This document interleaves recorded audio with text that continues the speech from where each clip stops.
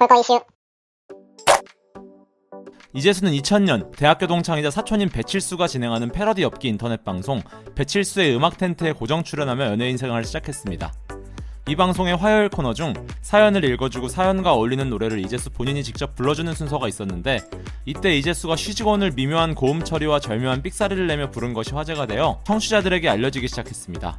이후 어떤 청취자가 이재수가 부른 노래 부분만 따서 불법으로 인터넷에 올린 것이 소리바다를 통해 유명해졌고, 이재수는 음치 가수로 여러 매스컴에서 입소문을 타며 인기를 얻게 되었습니다. 그 결과 이재수는 그 유명한 신승훈, 김건모, 박미경, 채연 등 여러 유명 가수를 배출해낸 김창완 작곡가가 이끄는 소속사와 계약을 맺고 본격적으로 TV에 데뷔하게 되었습니다. 당시 이재수는 SBS 토요일은 즐거워에서 전국 여기저기를 다니며 공연을 하는 코너에 메인으로 출연하였는데, 여기서 부른 스콜피언스의 Still Loving You가 꽤 인기를 얻었습니다. Time, it's time to beg your love again. I will be there. 이후 디바의 웨블러를 패러디해 뚱뚱한 여자를 조롱하는 내용의 노래 배불러를 발표했고, 2001년에는 서태지의 컴백홈을 패러디한 노래를 타이틀로 하여 사랑보다 깊은 상처, 초련, 오빠 등 당시에 인기 있던 노래들을 패러디한 1집 앨범을 발표했는데 대박을 치며 전성기를 달렸습니다.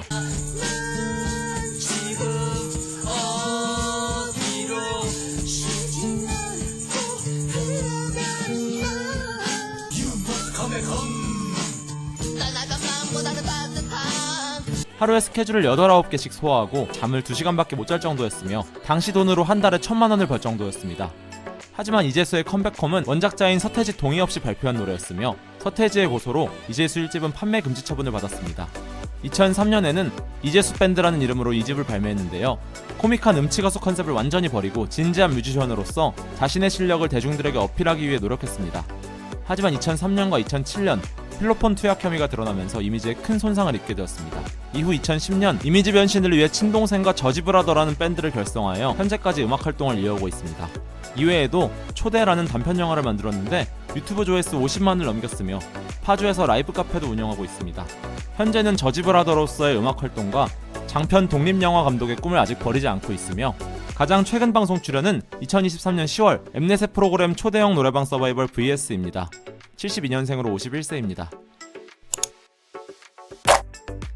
이 박사는 국악인 아버지 아래에서 자연스럽게 민요를 접하게 되었고, 데뷔 전 관광버스 가이드, 카바레, 연회장에서 노래를 부르는 행사 가수였습니다. 89년 데뷔하여 고속도로 뽕짝 메들리로 3개월 동안 1000만 장이 팔릴 정도로 빅히트를 쳤지만 뽕짝 자체가 아직은 마이너한 장르였고 방송 출연은 많지 않아 국내 인지도는 그만큼 높지 않았는데요. 이 박사가 먼저 얼굴과 이름을 알린 곳은 다름 아닌 일본이었습니다. 95년 우리나라에 관광 왔던 소니 레코드사의 직원이 남대문 시장에서 흘러나오는 이 박사의 음악을 듣고 이 박사를 스카우트하게 됩니다.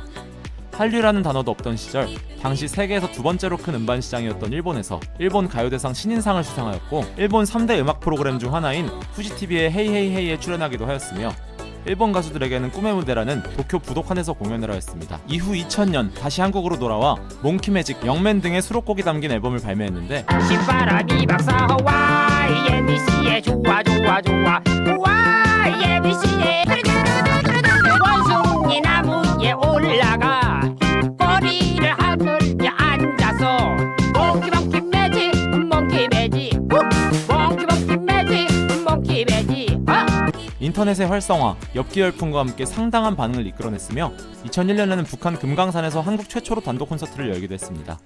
한때 연수입 100억 이상을 기록하기도 했던 이 박사는 다리에 큰 부상을 입게 되어 예약되어 있던 공연을 다 취소하게 되어 위약금을 물어주느라 큰 손해를 보았고, 공백 기간 동안 엎친 데 덮친 격으로 2번이나 사기를 당하는 바람에 축적한 재산을 다 날리게 되어 생활고에 시달렸다고 합니다.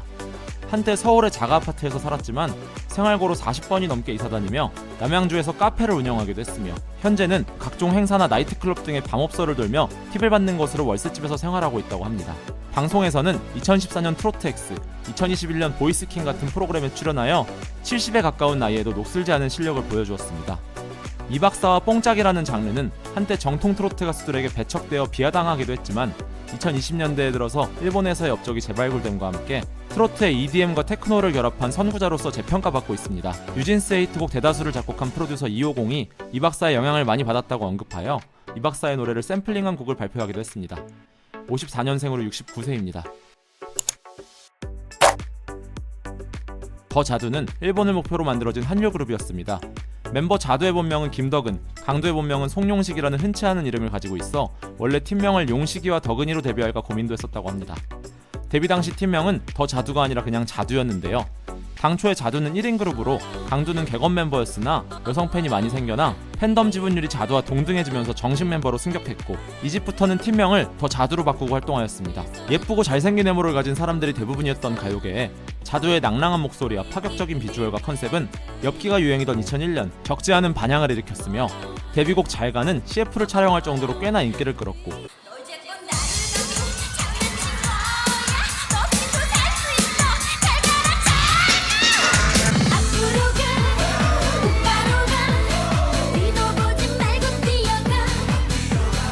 후속곡 팔자도 나쁘지 않은 반응을 얻었습니다. 이어 2002년 2집을 발매했는데 타이틀곡 대화가 필요해는 1집과 상반되는 차분한 분위기의 노래였는데요.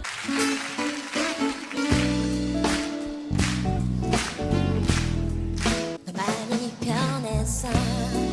내가 뭘 어쨌는데 처음엔 안 그랬는데. 커플의 현실적이고 실감나는 가사로 큰 사랑을 받았으며 후속곡 의학새도 음악방송에서 높은 순위를 기록하였습니다.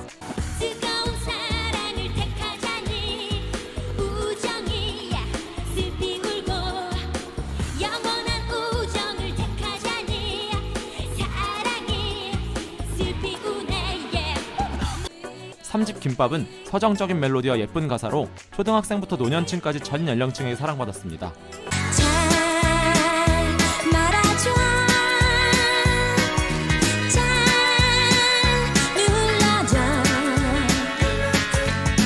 더 자두는 소속사와 계약 만료로 4집 놀자를 마지막으로 각자의 길을 가기로 했습니다. 이후 강두는 송용식이라는 본명을 가지고 연기로 진출했고 자두는 새 멤버와 함께 더 자두 2기로 활동을 했으나 1기만한 인기는 끌지 못했으며 이후 사기 사건에 말려 소속사 빚까지 떠안게 되어 전성기 때 벌어놓은 돈을 싹 날렸고 소송까지 걸리며 활동을 중단하게 되었습니다. 절망 속에서 우울증과 알코올 중독으로 방황하던 자두는 종교에 의지하게 되었고 2012년 6살 연상의 미국 교포 출신 목사 지미 리와 교회에서 만나 결혼했습니다. 남편과 함께 부부 예능 프로그램에 종종 출연했으며 아직 아이는 없는데요. 2020년 자두의 남동생이 안타깝게도 세상을 떠나 남동생의 4명의 자녀들을 함께 돌보고 있습니다. 강두는 한때 월 수입 30만 원으로 생활고를 겪기도 했으며 일이 없을 땐 막노동도 했다고 합니다. 2022년 KBS 예능 자본주의 학교에 실제로 식당을 오픈해 일하는 창업도전자로 출연했으며 실제로 창업을 계획하고 있다고 합니다. 이 방송에서 오랜만에 자두와 함께 출연하여 화제가 되기도 했습니다. 강두는 79년생으로 44세, 자두는 82년생으로 41세입니다.